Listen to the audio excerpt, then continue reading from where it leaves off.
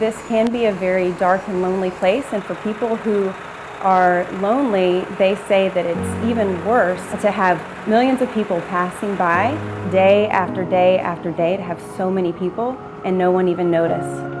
We're Chuck and Karen Hetzler. We're planting a church called Bethesda Grace in Midtown Manhattan. The church got off to a great start in the fall of 2018, officially launching at that time. And we're planted in the middle of New York City. There's 5 boroughs in the city, 8.5 million people. Manhattan is the center of that city with just over 1 million people on this small island. This city is so populated, and yet people feel so isolated. One of the things that we heard as we moved here is that the Christians are weary.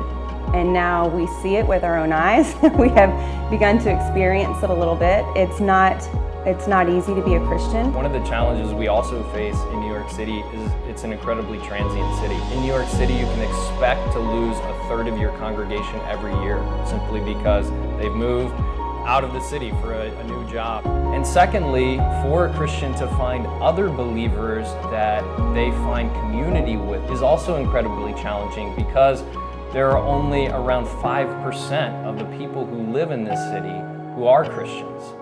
We have strategically placed ourselves right in Midtown Manhattan. We want to be as accessible as possible by all the trains, and also space is incredibly limited in this city as well. So even just finding a meeting space for church, we don't have a building. We rent a space on Sunday mornings for 3 hours. So all of the rest of our meeting time, we have to be creative. We meet in someone's apartment. We meet in a public outdoor space. God has already brought around us a great community of people who love God, who want to thrive in an oppressive culture. People's lives have been changed as they have found a place where they can come alongside of a friend and hold each other up in the midst of a really challenging terrain to live as a Christian.